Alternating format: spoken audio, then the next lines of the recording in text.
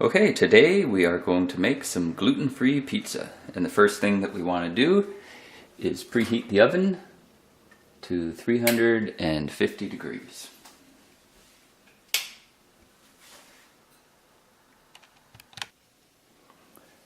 This is the flour that I use. This is Bob's Red Mill gluten-free all-purpose baking flour. Makes good pizza dough for the kind of pizza we're making here, and it makes good pancakes. Okay, so we want about a half cup of our flour, and we're going to put about a tablespoon, maybe a tablespoon and a half of oil. Alright, and say about a half a teaspoon of salt, and a little bit of water at a time. Don't put too much, and of course everything will be too sticky to work with. Mix that up.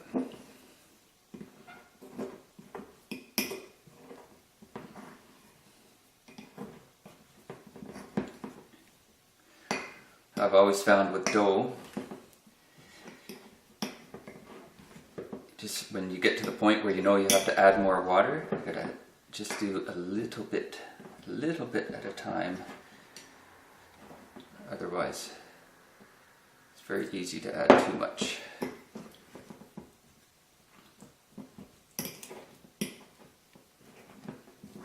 This looks like it's going to be about enough.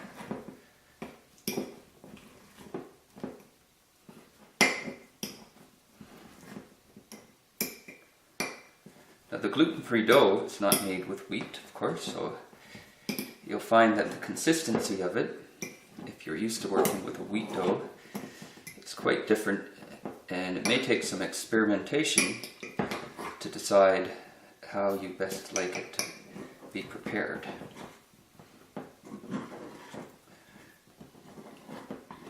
Okay, so here we go. A nice block of dough, and we can knead that.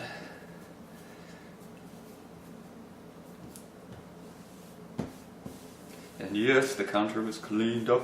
Alright. Okay, so this is a good consistency.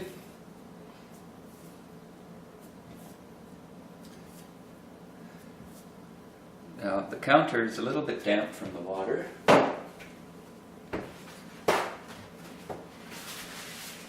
just going to dry that off a bit, make the rolling easier.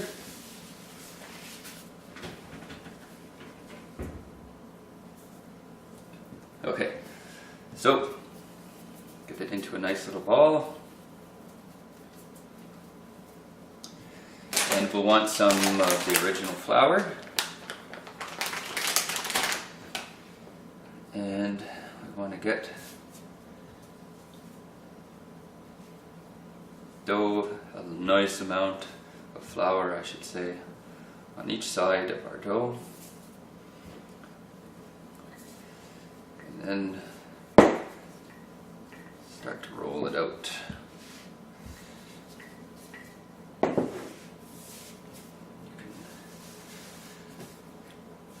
sure both sides are floured up nicely.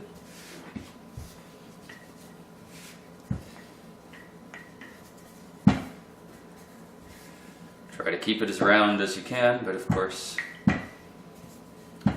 completely possible.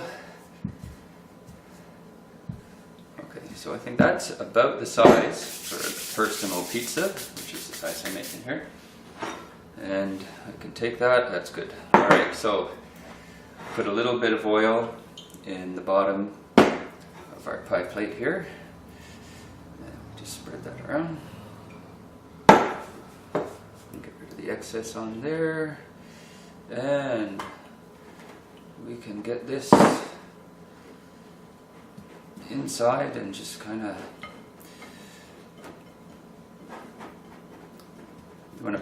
you want to basically fit it to the bottom of the pan. Don't have the crust sticking up very high on the edges. because that way it will cook unevenly. The crust may burn before the actual pizza is done. Okay, so there is our core crust.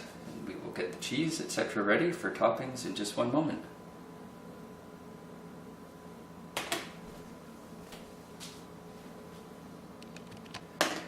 Now, what you choose for toppings is, of course, a personal preference, but here on this pizza we're going to have some onion, some tomato, olives, Swiss cheese, and of course, our tomato sauce.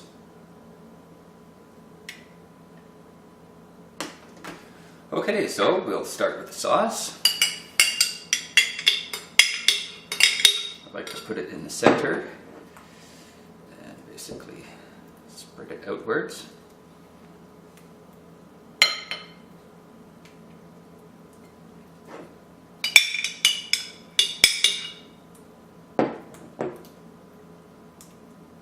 The amount of sauce you like, it's also a personal choice. Thin or thick, it's all good, man.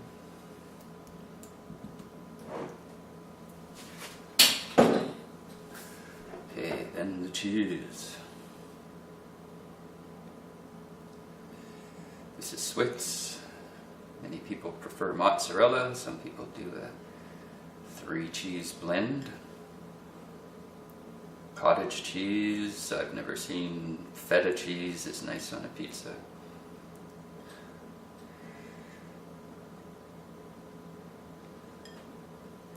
It's enough to make a good base.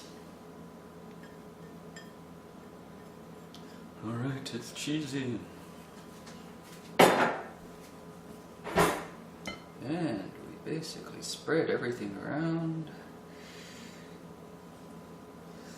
You can see I'm relatively geometric about it all. You can just scatter and throw your toppings, that's fine. The important thing is you still get to eat pizza even though it's gluten-free. Actually, this makes a really good pizza crust, like so. No, there's no yeast, there's no waiting, you can do this nice and fast. Also, this same flour, make the dough exactly the same way. And you can do fried bread in oil. That's good. Alright, that's looking good. Almost ready for the oven.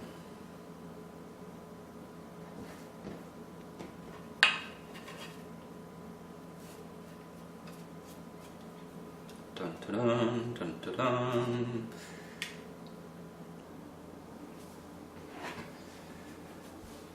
And in she goes, center of the oven. And basically, depends where you are and how thick you've made your crust and your cheese, etc. But you want to wait until that cheese has been bubbling for a few minutes, and then your pizza is most likely done.